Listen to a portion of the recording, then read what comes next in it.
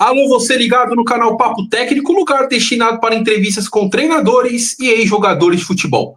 Hoje vamos bater um papo com o técnico de futebol, Paulinho Kobayashi. Mas antes, faço convite para você deixar seu like, deixar sua inscrição e o seu compartilhamento para não perder absolutamente nada que acontece no canal Papo Técnico aqui no YouTube. Bom, Paulinho Kobayashi, quero te agradecer por ter aceito o convite para a gente bater aquele papo de futebol.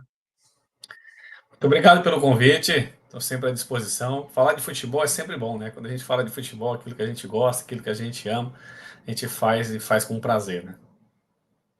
Bom, Paulinho, quero começar falando sobre o seu último trabalho, que foi no Capital, clube que você foi vice-campeão estadual no ano passado e deu ao Capital, em 2025, a oportunidade de ter um calendário cheio, com Copa do Brasil, enfrentando o Botafogo na terceira fase, Botafogo campeão de Libertadores, Botafogo campeão de Campeonato Brasileiro e também a oportunidade de disputar a Série D. A gente sabe, a gente conhece como funciona, né? O futebol brasileiro, de não dar sequência ao trabalho do treinador. Mas esse trabalho do Capital, essa demissão do Capital, acabou te pegando de alguma maneira de surpresa?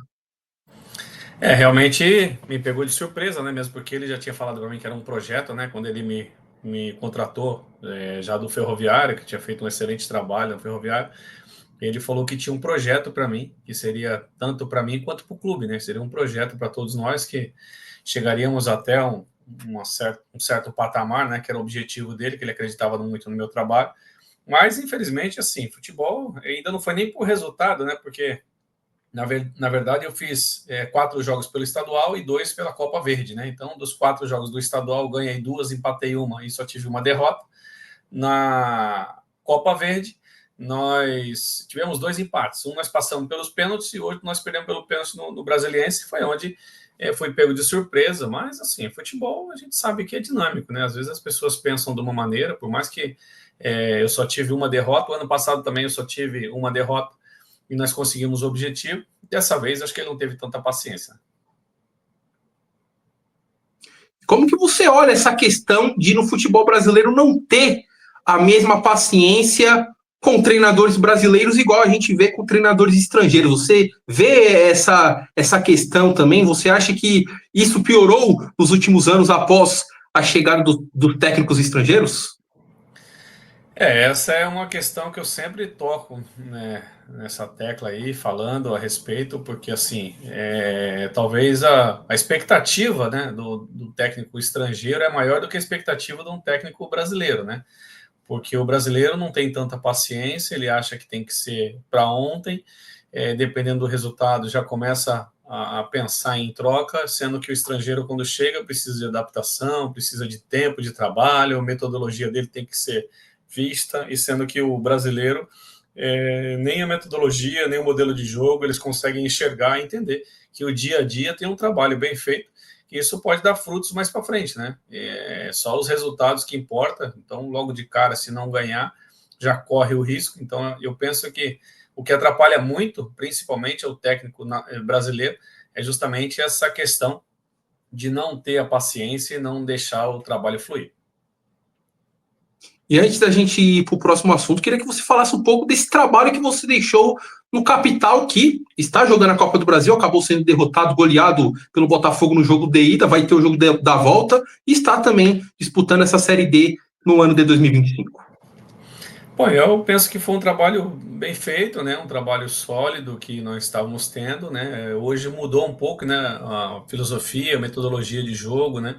Então talvez tenha começado uma maneira diferente de jogar, mas até então o clube sempre foi um clube proativo, que sempre jogou, sempre conseguiu ter o controle do jogo. Agora eu penso que está começando a mudar a filosofia, então teve essa dificuldade, mas eu penso que assim, o clube é um clube que tem assim muito futuro, um clube que quer fazer diferença, né, principalmente em Brasília, e eu acredito muito que vai fazer diferença, mas eu acho que um legado eu deixei, que foi o primeiro ano que o clube conseguiu conquistar e chegar até a final. Nós não perdemos na final, foi nos pênaltis, então foram 2 empates, e eu entendo que assim, o meu trabalho, eu saí de lá de cabeça erguida e satisfeito. Bom, Paulinho, agora eu quero falar um pouco de Ferroviário, né, na qual você conquistou o título da Série D de 2023, e foi um título contra um adversário na final que hoje é time de Série B, que foi a equipe da Ferroviária. É que eu falo de, assim, não é simplesmente você conseguir o acesso, né? O acesso é difícil. Série D, eu falo que, assim, é um dos campeonatos mais difíceis que tem, porque são 64 clubes, não são 20, né? Que você vai ter ali seus 19 adversários. São 64 clubes, tá certo que você não joga com 64, mas, assim, chega uma hora que é mata-mata, que você tem que... É igual Copa do Mundo, é difícil demais. E quando você consegue esse feito, que eu acho que é um dos mais difíceis que tem no Brasil, você tem que se programar, você tem que se estruturar, você tem que se preparar.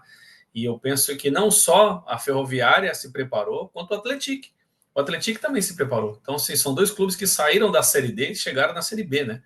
Então, eu entendo que faltou um pouco isso, talvez, para o Ferroviário, se preparar um pouquinho mais, estar pronto para disputar uma Série C e não se preparou. Eu acho que isso daí foi uma das dificuldades que ocorreu ali dentro do Ferroviário, que hoje, infelizmente, vai ter que disputar novamente a Série D. E era a próxima pergunta que eu iria fazer para você, porque dos 4 clubes que subiram para a Série C nessa edição de Série D, Ferroviária e Atlético estão na Série B, o Caxias está na Série C e o Ferroviário está na Série D. Então, essa falta de preparação, você acha que foi um dos principais fatores para o Ferroviário não conseguir sair do mesmo lugar?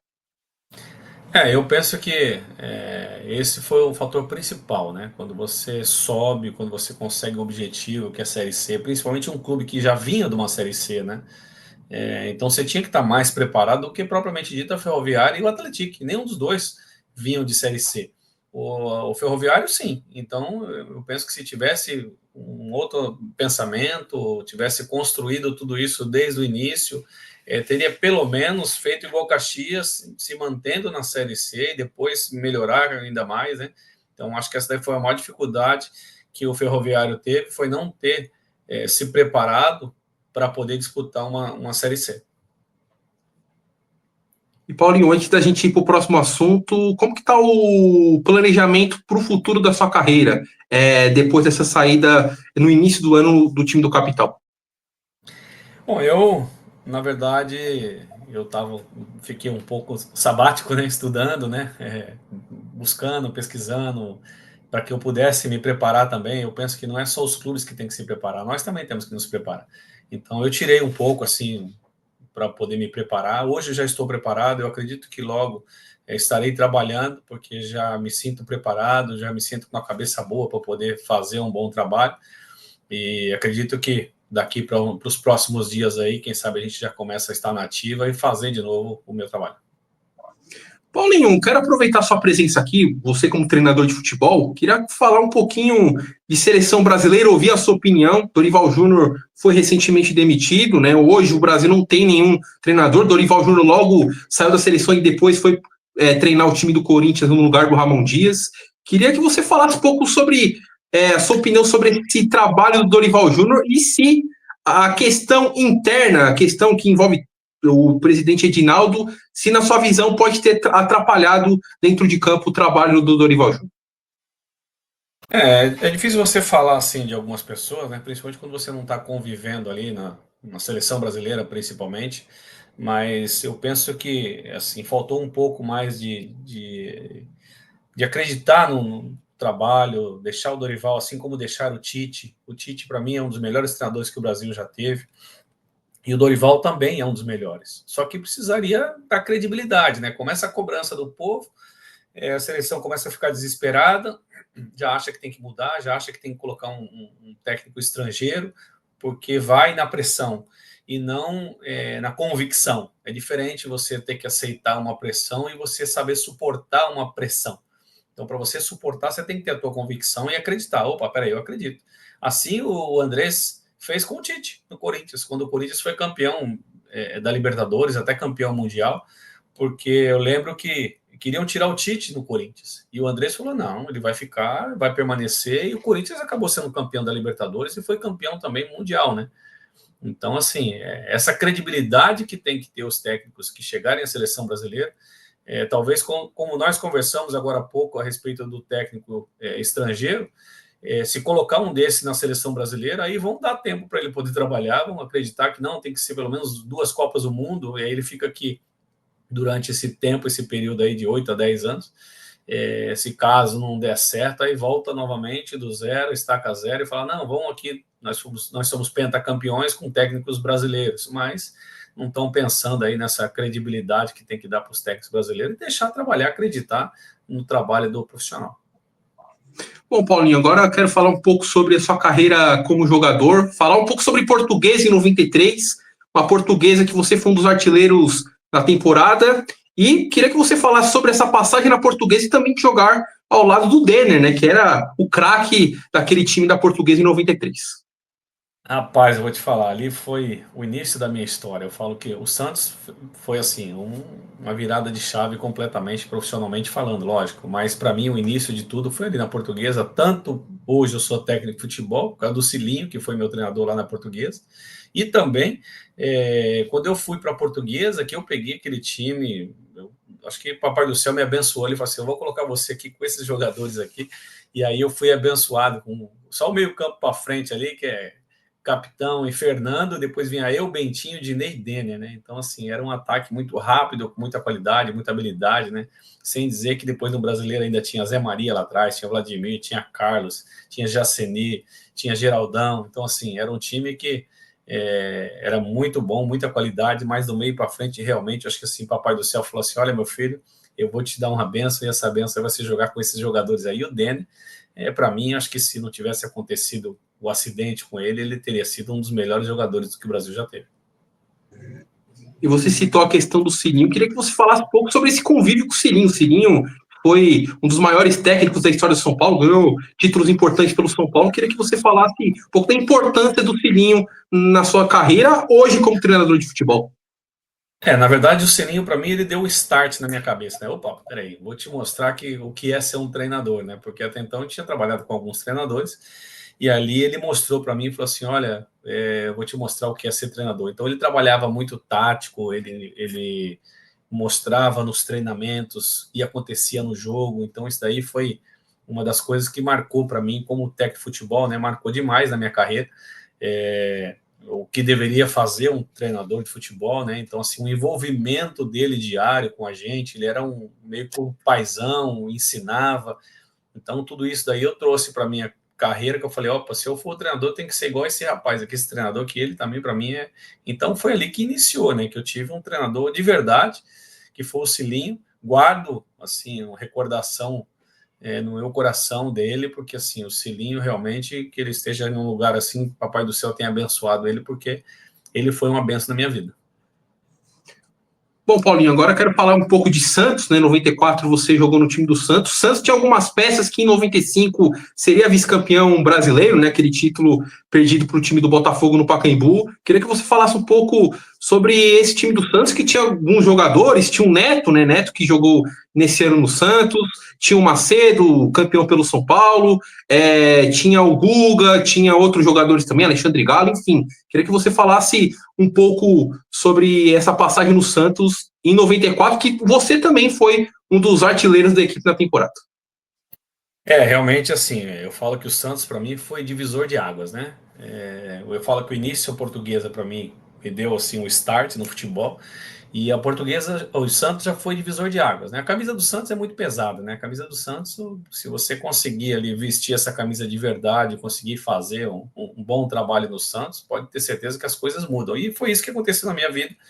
Eu vesti a camisa do Santos, consegui fazer muitos gols no Santos também, mesmo estando machucado. Eu fiquei quase 2 meses parado, machucado, e ainda consegui voltar e fazer muitos gols no Campeonato Brasileiro. Joguei com vários jogadores ali também de muita qualidade, por causa que você falou do Neto, o Dinho também estava naquela época, né?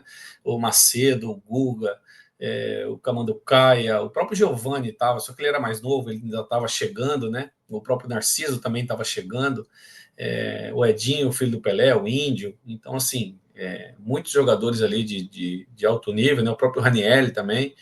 Então, ali nós conseguimos aí, não começamos muito bem com o seu Pepe, Depois, com a chegada do Serginho Chulapa, tudo mudou, aí nosso time começou a jogar o futebol, começou a ficar mais à vontade, né?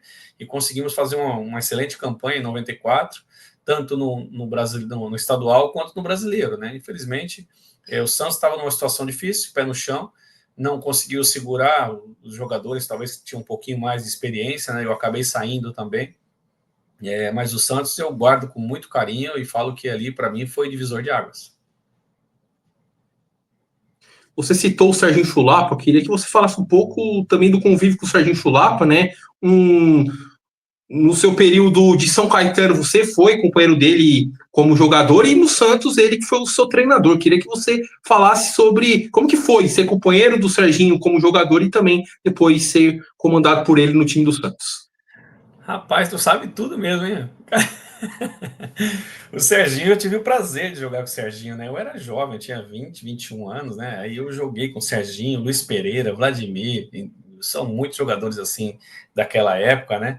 E o Serginho é um cara fantástico, rapaz. O Serginho é um cara que, assim, quem é amigo dele, ele é amigo de verdade, ele protege, ele ajuda, ele é companheiro, ele é parceiro, ele é um cara do bem. Agora, não queira se meter em confusão com o Serginho, que aí ele muda completamente, né? Até mesmo dentro de campo, o adversário, ele muda, ele tem, assim, algumas atitudes que ele não pensa, ele já ia, já estourava, já brigava, já queria confusão, não queria nem saber onde ele estava, com quem que era, não tinha filtro nenhum, né?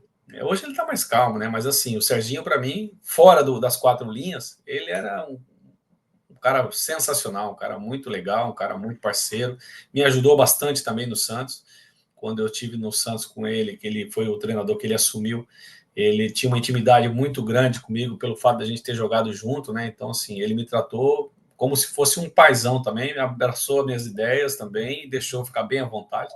Talvez por isso eu consegui fazer aí um bom campeonato pelo Santos. Ô, Paulinho, antes da gente encerrar o nosso bate-papo, queria, como você atuou pelo Santos, queria que você desse uma opinião sobre o atual momento do Santos, mesmo não estando dentro do clube. É um Santos que nos últimos anos brigou para não cair no Campeonato Paulista, acabou caindo no Campeonato Brasileiro, está no seu primeiro ano pós-retorno à elite do futebol brasileiro, um time que ainda não conseguiu se encontrar na competição. Então, queria que você desse uma opinião, né, mesmo do lado de fora, por conta dessa sua passagem pelo Santos em 94. É difícil você falar quando não está dentro, né? Eu falo assim como uma pessoa que tem um carinho pelo Santos, que gosta, eu moro em Santos também, né? Eu sou aqui da cidade, e a gente vê que muitas coisas não estavam caminhando bem, não é de hoje, né? Não podemos ficar falando que, não, hoje o Santos não está bem. O Santos já não vem há uns 4 anos, né? Já tem uns 4 anos, bateu na trave, acho que umas 2 vezes para cair até no Paulista. Quase caiu uns 2 anos antes de descer para a Série B também no Brasileiro. Depois, quando caiu, ele não teve jeito, mas conseguiu se levantar, está aí novamente na Série A. Mas é aquilo que eu falei do Ferroviário, se não se preparar para uma competição difícil que é a Série A, corre o risco de voltar de novo para a Série B, né? Então eu entendo que precisa ter uma atitude, precisa mudar, precisa ter aí algo que faça com que os jogadores entendam a grandeza do Santos e tentar aí mudar dentro de campo, porque é um campeonato difícil. Vai precisar muito do Neymar, sim. O Neymar é uma peça fundamental, está tendo essa dificuldade aí, talvez na parte física e lesões, né?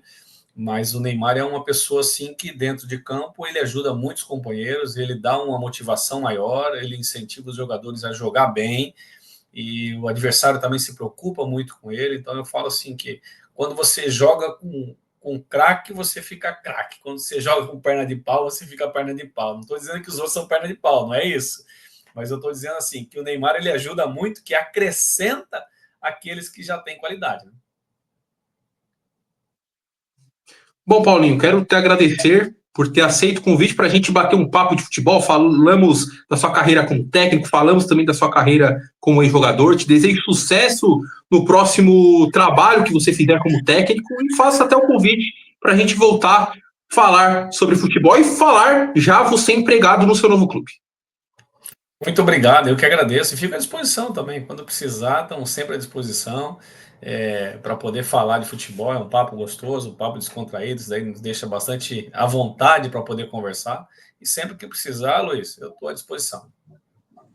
Então, esse foi Paulinho Kobayashi, técnico de futebol. Se você gostou do bate-papo, faço convite para você deixar seu like, a sua inscrição e o seu compartilhamento para não perder absolutamente nada. Então é isso, até a próxima. Tchau!